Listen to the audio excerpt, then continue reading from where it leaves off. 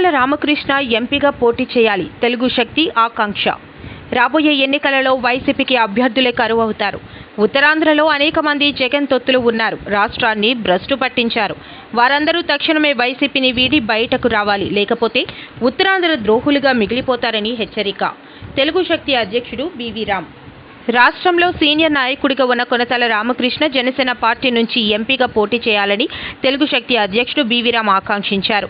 కొనతల రామకృష్ణ జనసేనలో చేరిక సందర్భంగా అనకాపల్లిలోని పెంటకుట్ట కన్వెన్షన్ హాల్లో అభిమానులతో ఆదివారం సమావేశం ఏర్పాటు చేశారు. ఈ సందర్భంగా కొనతల రామకృష్ణను తెలుగు శక్తి అధ్యక్షుడు బివి రామ్ కలుసుకుని అభినందనలు తెలియజేసి ఘనంగా సత్కరించారు. అనంతరం రామ్ మాట్లాడుతూ వైఎస్ జగన్మోహన్ రెడ్డి పార్టీలోకి ముందుగా చేరిన వారిలో కొనతల రామకృష్ణ ఒకరు అన్నారు. ఆ తరువాత జగన్ వైఖరి నచ్చకపోవడంతో పార్టీ నుంచి దూరమైన రామకృష్ణ సుదీర్ఘకాలం తటస్థంగా ఉన్నప్పటికీ ఎట్టకేలకు జనసేన ద్వారా ప్రజలకు సేవ చేయాలనే ఆకాంక్షను మరింత బలోపేతం చేసుకున్నారన్నారు. వైఎస్ జగన్మోహన్ కొనతల రామకృష్ణ గారిని అనకాపల్లి ఎంపీగా పోటీ చేయాలని తెలుగు శక్తి ఆకాంక్షిస్తుంది. ఎందుకంటే ఆయన గతంలో అనకాపల్లి ఎంపీగా చేశారు. కొనతల రామకృష్ణ గారు మంచికి మారు పేరు ఆయన. మరి అలాంటి వ్యక్తి రాజకీయాల్లో ప్రజలకి ఇంకా సేవ చేయాలి. కేంద్రం ఎంపీగా చేసి అటు అనకాపల్లి ఈ ఉత్తరాంధ్ర ప్రాంతాన్ని ఆయన ఎంతో అభివృద్ధి కూడా పూనుకోవాలని చెప్పి తెలుగు శక్తి కోరుకుంటుంది. మరి గతంలో మనం చూసాం, వైసీపీ పార్టీ పెట్టినప్పుడు జగన్ వెంట నడిచిన మొట్టమొదటి వ్యక్తుల్లో కొనతల. మరి ఇవాళ కొనతల రామకృష్ణ గారు నాడు పార్టీ నుంచి బయటకు వచ్చారంటే ఆ పార్టీలో నాయకుడికి ఎటువంటి గౌరవం ఇస్తారో ఆలోచన మొదలు చేస్తారు. తన సొంత చెల్లినే, తన సొంత అమ్మని కూడా తట్టుకోలేని ఒక సైకో జగన్ని ఈరోజు ఉత్తరాంధ్ర ప్రాంత నాయకులు తొత్తులుగా మారి జగన్మోహన్ రెడ్డి బదిలీ చేస్తారు. ఇప్పటికైనా సరే ఉత్తరాంధ్ర ప్రాంత ఆత్మగౌరవం కోసం జగన్మోహన్ పార్టీ వీడి బయటలోకి పోతున్నారు. ఈరోజు ఆ పార్టీ క్యాండిడేట్ లేక ఒకే కుటుంబం నుంచి ముగ్గురు వ్యక్తులు కూడా టికెట్ కేటాయించుకున్నాం. దౌర్భాగ్య పరిస్థితి పార్టీ కనపడింది. ఈరోజు ప్రజలు తెలుగుదేశం పార్టీ, జనసేన పార్టీకి ప్రకటన పట్టబోతున్నారు. రాబోయే రోజుల్లో 170 స్థానాలు ఈ కూటమి గెలవబోతుంది. జనసేన తెలుగుదేశం ప్రపంచం ముందు జగన్మోహన్ రెడ్డి పార్టీ భూస్థాపన ఖాయం. ఈరోజు ఏమీ చేయలేక దొడ్డిదారిని మనకి గెలవాలని చెప్పి ఓట్లు తొలగించి దొంగోట్లు యాడ్ చేసుకొని మరి ముఖ్యమంత్రి కావాలనుకున్న జగన్మోహన్ రెడ్డి కళలు అడయాస పడిపోతే తప్ప నిర్వహణ చేస్తున్నారు. ఈరోజు జగన్మోహన్ రెడ్డి మరీ సైకో విపరీతంగా పెరిగిపోయి కనీసం నాయకులకి, ఎమ్మెల్యేలకి, మంత్రులకి అపాయింట్మెంట్ ఇవ్వని వ్యక్తి ఈరోజు ఉత్తరాంధ్ర పేరుతో రేపు 20 సభ పెడతారంటే చాలా ఆశ్చర్యం వేస్తుంది. ఒక్కసారి మీ గుండెల మీద తీసి ఆలోచించుకోండి. ఎప్పుడైనా సరే మీకు మీ నాయకుడు జగన్మోహన్ రెడ్డికి అమలు అడుగుతారు. ప్రజలు కలవడు, నాయకులు కలవడు, సమస్య తెలుసుకోడు. వస్తే పోలీసులతో పరదాలు వేసుకొని గాలిలో హెలికాప్టర్ అయినా సరే కింద పోలీసు ఆకాంక్షలు. అంటే ఒక వ్యక్తి అసమర్థం చెప్పడానికి ఇంతకంటే ఉదాహరణ అక్కర్లేదు. ముఖ్యమంత్రి కాకముందు ప్రజల్లో తిరిగి ముద్దులు పెట్టుకుంటా అందరూ ఎక్కి నేనున్నాను, మాట ఇస్తే మాట తప్పుడు మాట తప్పుడు చెప్పిన వ్యక్తి పూర్తిగా మాట చెప్పారు. ఆయన ఒకే మాట చెప్పారు, నా మేనిఫెస్టో పూర్తిగా అమలు చేసాక మద్యపాన విషయం అమలు చేసే అడుగుతాను చెప్పారు. మద్యపాన అమలు విషయం చేసి అడుగుతున్నారు. ఈ రాష్ట్రంలో 30,000 మంది మహిళలు మిస్ అవుతే కనీసం ముఖ్యమంత్రి నా అక్కమ్మ, నా చెల్లమ్మ అనే ముఖ్యమంత్రి ఏమైపోయారో పడుచుకోలేదు. దౌర్భాగ్యస్తున్నారు. మహిళా మంత్రులు, మహిళా కమిషన్ అందరూ జగన్ బదిలీ చేస్తారు. ఎన్నాళ్ళు చేస్తారు? నాడు ఎన్టీ రామారావు గారు తెలుగు వారి ఆత్మ కోసం పెట్టిన పార్టీ తెలుగుదేశం పార్టీ. కానీ ఈరోజు జగన్ తీసుకెళ్లి తన కేసుల కోసం ఉత్తరాంధ్ర కాదు ఆంధ్రప్రదేశ్ రాష్ట్ర భవిష్యత్ మొత్తం తాను పెట్టేశారు. ఆయన బయటపడితే చాలు, నా కేసులు బయటపడితే చాలు. ఉదాహరణకి కోడికత్తి కేసు 5 సంవత్సరాలు డ్రామా ఆడాడు. సాక్షి చెప్పకుండా తన బాగా ఎవరు చంపారో ఈ రోజు దాకా తెలుసుకోవడం తప్పలేదు. మరి ఇలాంటి వ్యక్తి మనం మళ్ళీ ఇంకో ఛాన్స్ ఇస్తే మన భవిష్యత్తు ఏంటో ఆడుకుంటున్నారు. ఈవేళ భూచట్టం కొత్తగా తీసుకొచ్చి మొత్తం భూములు ఏదో ప్రభుత్వం పేరున పెట్టాలని చెప్పి ఒక కొత్త చట్టం తీసుకొస్తున్నాడు. అలాగే అంగన్వాడీ ఈవేళ 40 రోజుల నుంచి ధర్నాలు చేస్తారు, దీక్షలు చేస్తారు. కనీసం వాళ్ళకి తెలంగాణ కంటే 1000 రూపాయలు ఎక్కువ వస్తా అని చెప్పి నువ్వు మాట తప్పడం మడం తిప్పావు. చంద్రబాబు పైన ఏ తప్పులు చేయడానికి కేసు పెట్టావు. ఇన్ని తప్పులు చేసి నువ్వు బయట ఉంటున్నావు. నువ్వు జీవితాంతం జైల్లో ఉండాల్సిన వ్యక్తి. డెఫినెట్ గా రేపు భవిష్యత్తులో నీకు జైల్లోనే ఉంటావు. ఇప్పటికైనా వైసీపీ నాయకులు మీరు బయటికి రాకుండా ఇంకా కుమ్ము కాస్తే ఆయనతో పాటు మీరు కూడా జైల్లో సహవాసం చేసిన పరిస్థితి ఏర్పడుతుంది. అందుకే ఈ రాష్ట్రం కోసం, తెలుగు జాతి కోసం బయటికి రమ్మని కుంట రామకృష్ణ లాగా, వంశీకృష్ణ శ్రీనివాస్ యాదవ్ లాగా, పంచకల్ రమేష్ బాబు లాగా, అలాగే ఇతర నాయకులు కూడా త్వరలో రాబోతున్నారు. వీళ్ళందరూ స్ఫూర్తితో బయటకు వచ్చి ఈ రాష్ట్రాన్ని కాపాడు. 3 రాజధాని పేరుతో డ్రామాలు ఉత్తరాంధ్ర మొత్తం దొచ్చుకుపోయాడు. ఇలాంటి నయమంచుకోండి, ఇప్పటికైనా మనసు మార్చుకోండి, బయటకు వచ్చి ఆంధ్రప్రదేశ్ రాష్ట్రం కాపాడాల్సిన బాధ్యత మీ పైన, నా పైన, మన అందరి పైన ఉందని మనం చేస్తూ సెలవు తీసుకుంటున్నాను. జై హింద్. అందరికీ నమస్కారం. రేపు ఈ నెల 27వ తారీఖున జరగబో ఎన్నికల ప్రచార కార్యక్రమంలో భాగంగా గౌరవ ముఖ్యమంత్రి జగన్మోహన్ రెడ్డి గారు, మా పార్టీ అధ్యక్షులు ఎన్నికల శంఖారావం పూరించేదానికి ఉత్తరాంధ్ర జిల్లా నుంచి ఈ నెల 27వ తారీఖున ప్రారంభించడానికి నిర్ణయించడం జరిగింది. అందులో భాగంగా ఈరోజు మా పార్టీ ప్రోగ్రాం కోఆర్డినేటర్లు, మా జిల్లా అధ్యక్షులు, ఎమ్మెల్యేలు అందరం కూడా వివిధ స్థలాల పరిశీలనకి వెళ్ళి ఫైనల్గా భీమిలి నియోజకవర్గంలో హైవేకి ఆనుకోనున్న స్థలంలో ఈ కార్యక్రమం నిర్వహించాలని చెప్పి ఈరోజు నిర్ణయం తీసుకోవడం జరిగింది. ఎందుకంటే 34 నియోజకవర్గాలకు సంబంధించి ఉత్తరాంధ్ర జిల్లాల్లో మొత్తం పార్టీ కార్యకర్తలు ఎవరైతే గృహసారథులు ఉన్నారో, వివిధ హోదాల్లో పదవుల్లో ఉన్నోళ్ళు కానివ్వండి, సర్పంచులు కానివ్వండి, ఎంపీటీసీలు, జెడ్పీటీసీలు, వార్డు కౌన్సిలర్లు, కార్పొరేటర్లు, మొత్తం పార్టీ క్యాడర్ అంతా కూడా ఈ మీటింగ్లో పాల్గొనేదానికి సుమారుగా 34 నియోజకవర్గం అంటే సుమారుగా 2 లక్షల మంది వచ్చే అవకాశం ఉంది. కాబట్టి ఈ మీటింగ్ పెద్ద ఎత్తున విజయవంతం చేయడం కోసం అన్ని ఏర్పాట్లు చేయడానికి కూడా వివిధ కమిటీలను కూడా ఇప్పుడే నిర్ణయించడం జరిగింది. ఆ కమిటీల లిస్ట్ కూడా మీకు ఈ ప్రోగ్రాం కోఆర్డినేటర్లుగా వివిధ కమిటీలను కూడా వేయడం జరిగింది. ఆ కమిటీల లిస్ట్ కూడా మీకు అందజేయడం జరుగుతుంది. ఎన్నికల ప్రచారంలో భాగంగా చేస్తున్నాం కాబట్టి విజయశంకరారావు ఇక్కడి నుంచే పూజించే కార్యక్రమం ముఖ్యమంత్రి జగన్మోహన్ రెడ్డి గారు, మా పార్టీ అధ్యక్షులు చేస్తున్నారు. కాబట్టి ఈ కార్యక్రమాన్ని పెద్ద ఎత్తున విజయవంతం చేసేదానికి అన్ని ఏర్పాట్లు చేయడం జరుగుతుందని చెప్పి ఈ సందర్భంగా తెలియజేసుకుంటారు.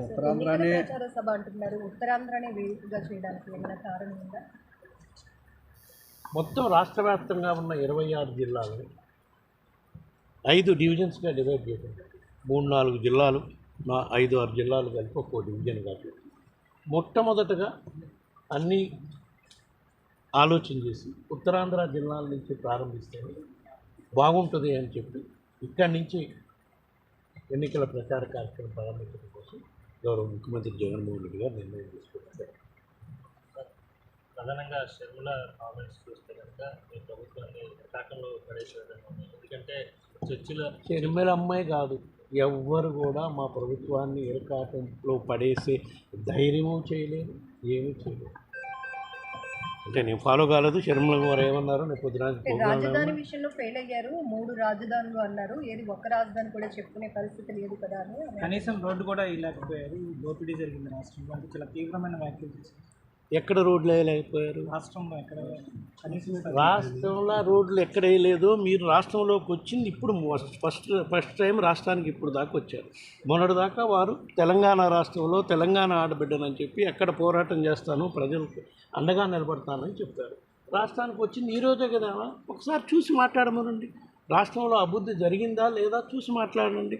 ఒక్క రోడ్లు బిల్డింగ్లు వేస్తేనే కాదు అభివృద్ధి. పేదలకి ఏ ఇబ్బందులు లేకుండా చేసుకోవడం కోసం ఎన్ని కార్యక్రమాలు చేశామో, అభివృద్ధి కార్యక్రమాలు ఎన్ని చేశామో, అభివృద్ధి కార్యక్రమాలు చేయకుండా 2014 నుంచి 19 వరకు ఈ రాష్ట్రాన్ని ఏ విధంగా దోచుకున్నాడో చంద్రబాబు నాయుడు, ఆయన అడగమన్నాడు. మేము అభివృద్ధి చేశాం, మీరు వస్తే చూపిస్తాం కూడా. రాష్ట్రంలో ఏ విధంగా అభివృద్ధి చేశాము, ఏ విధంగా ఆదాయ వనరులను పెంచడం కోసం రాష్ట్రంలో 10 ఫిషింగ్ హార్బర్స్ నిర్మిస్తున్నాం, 3 ప్రధాన పోర్ట్స్ను నిర్మిస్తున్నాం, ఇంటర్నేషనల్ ఎయిర్పోర్ట్ నిర్మాణం మొదలుపెట్టాం. ఇన్ని కార్యక్రమాలు చేస్తున్నాం. ఇవన్నీ చెప్పుకోవడానికి మేము సిద్ధంగా ఉన్నాం. కానీ మీరు ఈరోజే రాష్ట్రానికి వచ్చారు పక్క రాష్ట్రం నుంచి. అక్కడ ఎన్నికల్లో నిలబడలేకపోయారు, ఏ కారణం వల్ల విరమించుకోవడం జరిగింది. మీరు వచ్చారు, రండి. రాజకీయ పార్టీలు ఎన్నైనా రావచ్చు, పోరాటానికి మేము సిద్ధమే. కానీ ప్రజలు మాతో ఉన్నారు. మేము చేసిన అభివృద్ధి కార్యక్రమాలు ఎవరు చేయలేదని కూడా మేము ఛాలెంజ్గా చెప్పగలుగుతున్నాం. వైఎస్ఆర్ ఆశయ సాధనకి నేనే సరైన నాయకురాన్ని, నా వెంట నడవాలంటే ఒక పిలుపునిచ్చింది. అది ప్రజలు నిర్ణయించాలండి. వైఎస్ఆర్ ఆశయ సాధన కోసం పెట్టిన పార్టీయే వైఎస్ఆర్ కాంగ్రెస్ పార్టీ. వైఎస్ఆర్ని కాంగ్రెస్ పార్టీ చేసిన ఘోరంగా ట్రీట్ చేసి ఆయన్ని షార్ట్షీట్లో ఆయన పేరు పెట్టారే, దానికోసం అదేవిధంగా రాజశేఖర రెడ్డి గారు కుమారుణ్ణి 16 నెలలు జైల్లో పెట్టారు. ఆ సేమ్ కాంగ్రెస్ పార్టీ గురించేనా నువ్వు మాట్లాడటం ఈరోజు? వైఎస్ రాజశేఖర రెడ్డి గారి పేరు షార్ట్షీట్లో పెట్టారని చెప్పి ఆ రోజు మన కుటుంబం కోసం 17 మంది ఎమ్మెల్యేలు రాజీనామా చేశారు. వాళ్ళకేం సమాధానం చెబుతావు? సేమ్ కాంగ్రెస్ పార్టీలో పోయి అడ్డగోలుగా ఈ రాష్ట్రాన్ని ఆంధ్రప్రదేశ్ కంబైన్డ్ స్టేట్ని మన మనోభావాలు దెబ్బతింటున్నా కూడా పట్టించుకోకుండా విడగొట్టిన సోనియా గాంధీ కాంగ్రెస్ పార్టీలోకి పోయా నువ్వు మాట్లాడేది? ఒక్కసారి ఎన్ని ఆలోచించుకోవాలని ఆమెకి షర్మిలమ్మ గారికి కూడా నేను కోరుతున్నాను. వైసీపీ, టీడీపీ 2 పార్టీలు కూడా బీజేపీకి తొత్తులుగా మారిపోయాయని ఆమె మాట్లాడుతున్నారు. దానిపై మీ అభిప్రాయం? బీజేపీకి వైఎస్ఆర్ కాంగ్రెస్ పార్టీ ఎప్పుడు తొప్పుడుగా మారే ఇదే లేదు. మేము రాష్ట్ర ప్రయోజనాల కోసం ఏ మేరకు అవసరమైతే ఆ మేరకు కేంద్ర ప్రభుత్వం, ఈ పార్టీ కాదు ఏ పార్టీ ఉన్నా కూడా కేంద్ర ప్రభుత్వం సఖ్యతగా ఉంటామని మా పార్టీ అధ్యక్షుడు జగన్మోహన్ రెడ్డి గారు వివిధ సందర్భాల్లో కూడా చెప్పడం జరిగింది. పార్లమెంట్లో కానివ్వండి, బయట కానివ్వండి. ఎందుకు మద్దతు ఇస్తున్నామంటే మన రాష్ట్ర ప్రయోజనాలు కాపాడుకోవడం కోసం.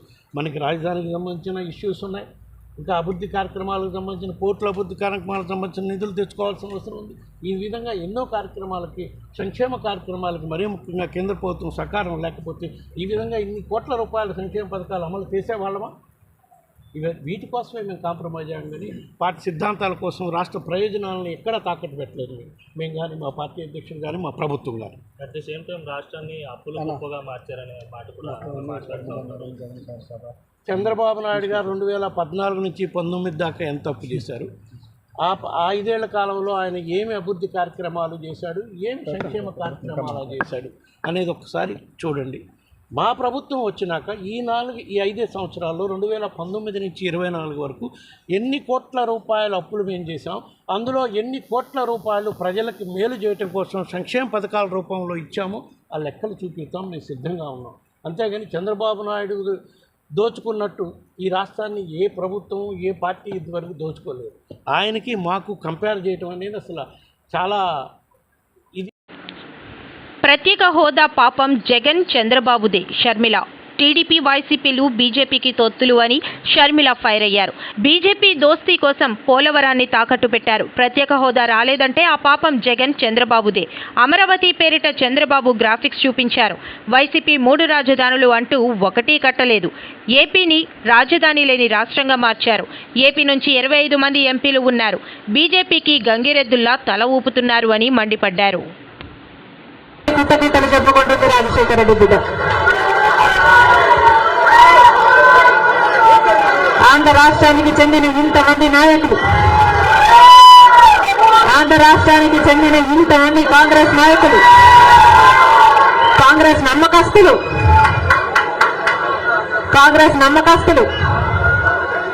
కాంగ్రెస్ పార్టీ ఖాడర్ నా మీద ఎంతో నమ్మకం పెట్టుకున్నారు. నేను రావాలని కాంగ్రెస్ పార్టీ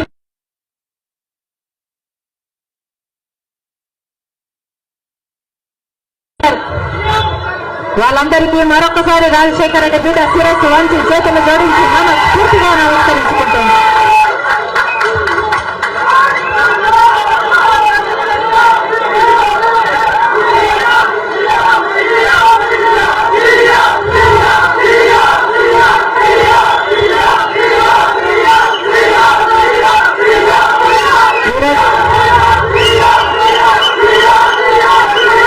ఈరోజు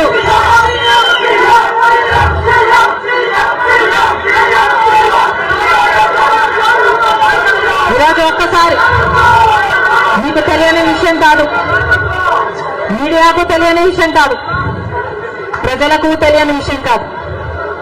కానీ గత 5 సంవత్సరాలుగా ఆంధ్ర రాష్ట్రంలో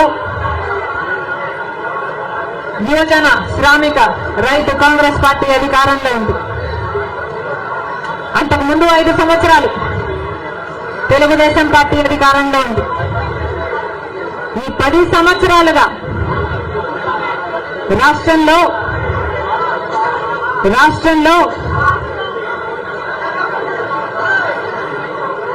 అభివృద్ధి జరిగిందా అంటే ఏంటి సమాధానం? మన రాష్ట్రం ఏర్పడే నాటికి మన రాష్ట్రానికి ఉన్న అప్పులు 1,00,000 కోట్లు. చంద్రబాబు గారు ముఖ్యమంత్రి అయిన 5 సంవత్సరాలకి ఆయన చేసిన అప్పులు 1,00,000 కోట్లు. ఆ తర్వాత వైసీపీ ముఖ్యమంత్రి జగన్ రెడ్డి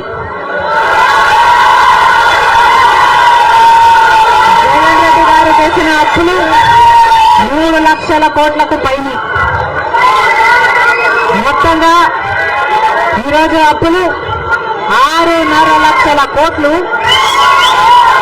రాష్ట్రానికి చెందిన అప్పులు, కార్పొరేషన్లకు చెందిన లోన్లు చెల్లించాల్సినవన్నీ కలుపుకుంటే 10 లక్షల కోట్ల అప్పుల భారం ఆంధ్ర రాష్ట్రం మీద ఉంది. మరి ఇంత అప్పులు చేశారే, ఇన్ని డబ్బులు తెచ్చారే, మరి రాష్ట్రంలో ఏదైనా అభివృద్ధి జరిగిందా అని భూతద్దం పెట్టి చూసినా ఎక్కడా కనిపించదు. రాజధాని ఉందా? రాజధాని కట్టగలిగారా? రాజధాని కట్టడానికి డబ్బులు లేవు. కనీసం ఒక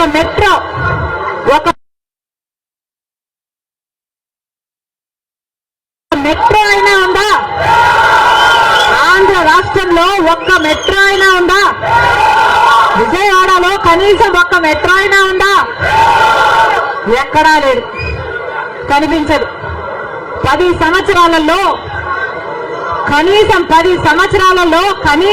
10 కొత్త పెద్ద పరిశ్రమలైనా వచ్చినాయా? రాలేదు. పరిశ్రమలు వస్తే మన బిడ్డలకు ఉద్యోగాలు వచ్చేవి. వచ్చినాయా మన బిడ్డలకు ఉద్యోగాలు? రాలేదు. కనీసం రోడ్లు వేసుకోవడానికి కూడా డబ్బులు లేవు ఆంధ్ర రాష్ట్రంలో. కనీసం ప్రభుత్వ ఉద్యోగస్తులకు జీతాలైనా సమయానికి ఇస్తున్నారా?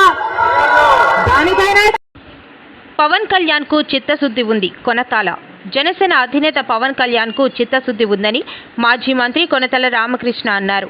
అనకాపల్లిలో ఆయన మాట్లాడుతూ రాష్ట్రాన్ని అభివృద్ధి చేయాలనే తపన పవన్ కళ్యాణ్లో ఉందన్నారు. రాష్ట్ర ప్రభుత్వానికి వ్యక్తిగత ఎజెండా తప్ప రాష్ట్ర అభివృద్ధి కోసం ఎటువంటి ఎజెండా లేదన్నారు. రాష్ట్రంలో ఇరిగేషన్కు సంబంధించి పెండింగ్ ప్రాజెక్టులను పని పూర్తి చేయాలనే లక్ష్యంతో పవన్ కళ్యాణ్ ఉన్నట్లు కొనతాల తెలిపారు. అండి ఇప్పుడు అమరావతి అక్కడ ఉన్నది 29,000-30,000 ఎకరాలు 29 గ్రామాలకు సంబంధించి. నిజంగా ఈ ప్రభుత్వానికి చిత్తశుద్ధి ఉంటే గతంలో ప్రతిపక్షంలో ఉన్నప్పుడు ఎందుకు విశాఖపట్నంలో మేము క్యాపిటల్ పెడతామని చెప్పలేదు? ఆ రోజు ఎందుకు అమరావతికి మద్దతు ఇచ్చారు? విశాఖపట్నం గుంటూరు మధ్య రాజధానికి నేను సంపూర్ణ మద్దతు ఇస్తున్నాను, కానీ మీరు తీసుకున్నటువంటి ల్యాండ్ సరిపోదు, దానికి 30,000 ఎకరాలు సేకరించాల్సిన అవసరం ఉంది. ఆ రకంగా చేస్తేనే సర్వతోముఖ అభివృద్ధిగా హైదరాబాద్ లాగా అభివృద్ధి చెందుతుంది అన్నారు. చాలా తప్పు నిర్ణయం. ఇది న్యాయ వ్యవస్థ ఉంది, డెఫినెట్గా న్యాయ వ్యవస్థ న్యాయం జరుగుతుంది. ఇది పోలవరం ఉంది, పోలవరం రివర్ స్టాండర్డ్స్ అన్నారు, రివర్ స్టాండర్డ్స్ కొంచెం చేయాలి కదా. ఎందుకు చేయకపోవాలి? ఎవరు ఆపారు? గవర్నమెంట్ వాళ్ళకు ఉంది. 151 మంది ఎమ్మెల్యేలు ఉన్నారు, ఇంకా కొంతమంది చేరారు కూడా. ఇంకా చేయాలి కదా పోలవరం. తండ్రి బాగుంటే ఎంతో ప్రెస్టేజ్గా తీసుకొని రాజశేఖర రెడ్డి గారు మొదలుపెట్టారు. అట్లా చంద్రబాబు నాయుడు గారు వదిలిపెట్టలేదు. రాజశేఖర రెడ్డి పెట్టారు, నేనేందుకు మానేయాలని. ఆయన చేశారు కదా, ఆయన చాలా బాగా చేశారు. అసలు మేమైతే ఇన్ని సంవత్సరాల ప్రజా జీవితంలో అంత ఫాస్ట్గా ఒక ఇరిగేషన్ ప్రాజెక్ట్ పూర్తి ఆ స్టేజ్కి వస్తుందని నేను అనుకోలేదు. ఇప్పుడు కూడా గిన్నీస్ వరల్డ్ రికార్డు ఉంది పోలవరం ప్రాజెక్ట్ మీద.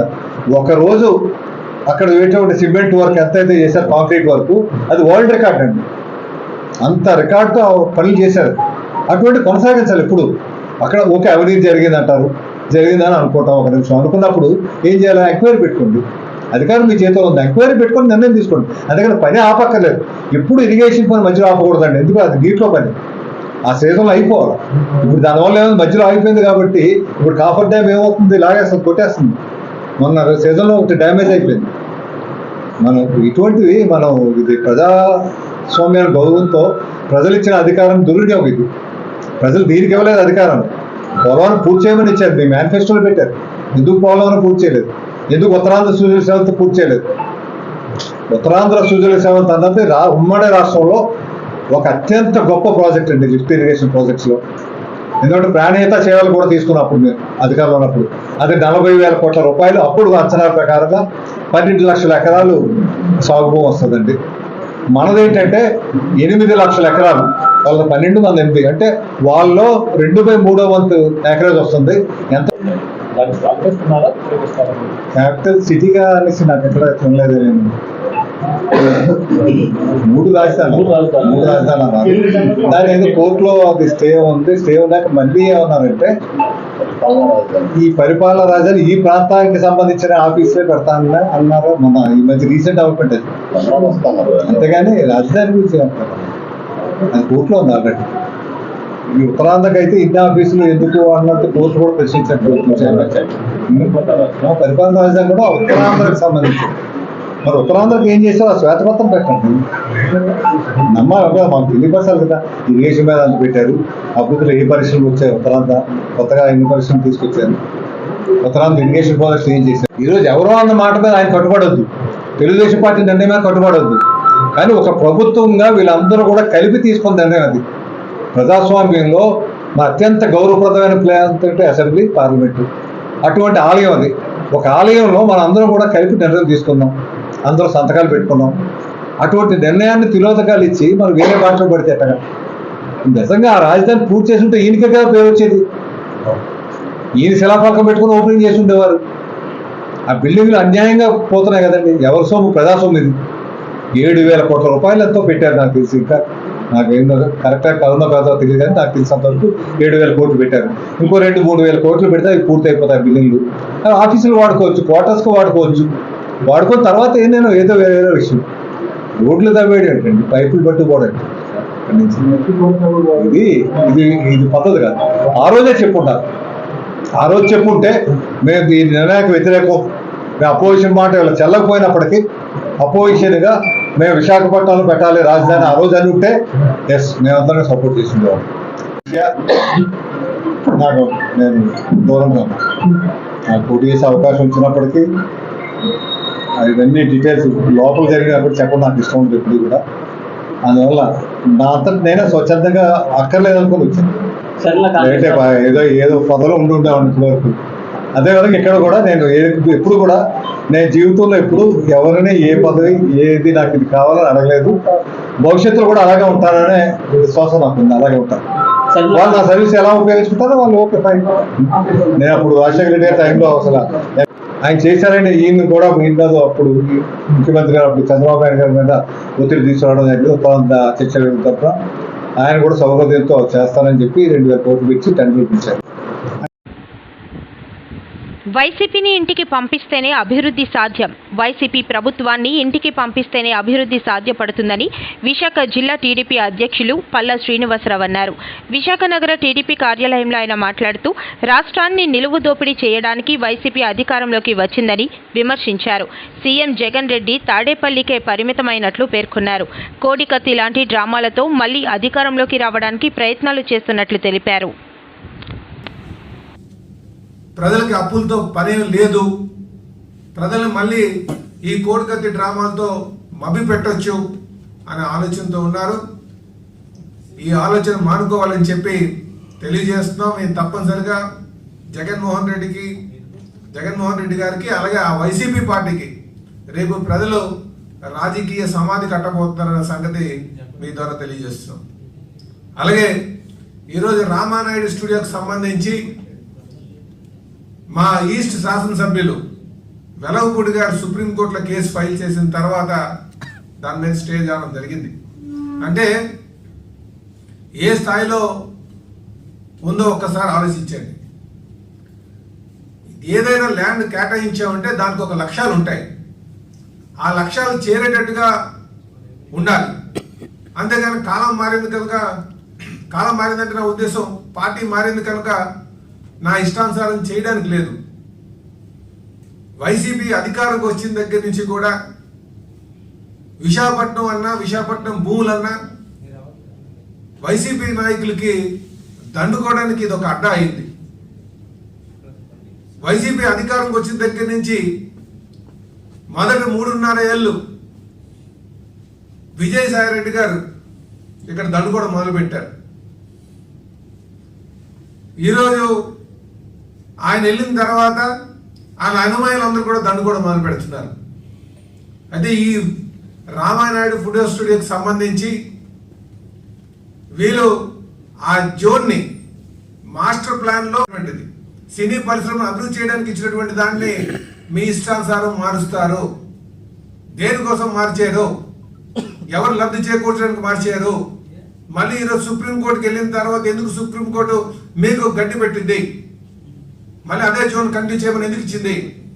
దేనికి మీరు విశాఖపట్నం ప్రజలందరికీ కూడా సమాధానం చెప్పండి. మాస్టర్ ప్లాన్ అంటే మీ ఇష్టం వచ్చినట్టు మార్చుకుంటారా మీ స్వార్థ ప్రయోజనాల కోసం? అంటే విశాఖపట్నం ప్రజలు చూస్తూ ఊరుకుంటున్నారు అనుకుంటారా? దీనికి మీరు సమాధానం చెప్పాలి.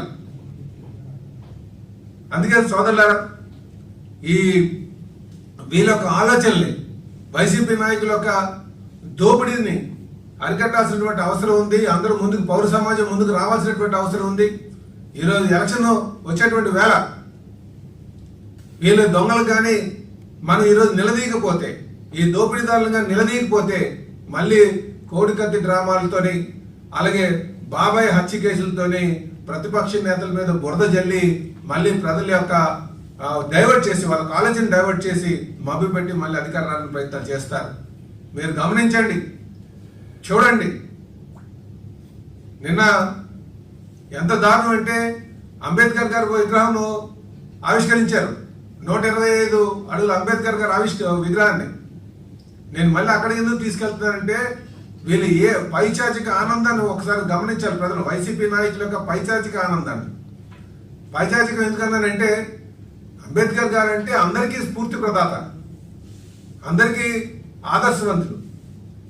ఆయన దళితులకి న్యాయం జరగాలి, సమాజ స్థాపన చేయాలి, వారికి అభివృద్ధి ఫలాలు అందాలి అనే రాజ్యాంగాన్ని రచిస్తే ఆ రాజ్యాంగాన్ని తొంగలోకి తొక్కి రాజారెడ్డి రాజ్యాంగాన్ని తీసుకొచ్చి ప్రతిపక్ష నేతలు అనగదొక్కుతూ వాళ్ళ మీద కేసులు పెడుతూ ఎవరైనా పోరాటాలు చేస్తే వాళ్ళని అడ్డగోలుగా వాళ్ళని మనోవేదన గురి చేస్తూ ఇలాగా నానా ఇబ్బందులు పెడుతూ రాజారెడ్డి రాజ్యాంగాన్ని అంటే దౌర్జన్య పాలన చేస్తూ ఈరోజు మళ్ళీ అంబేద్కర్ గారు అంటే మేము చాలా గౌరవని చేయడం చాలా సిగ్గుచేటని చెప్పి తెలియజేస్తున్నాం. అలాగే ఈరోజు దళితుల మీద జరిగినటువంటి దాడులు ఇలాగే అనేక సందర్భాల్లో మేము మాట్లాడాం.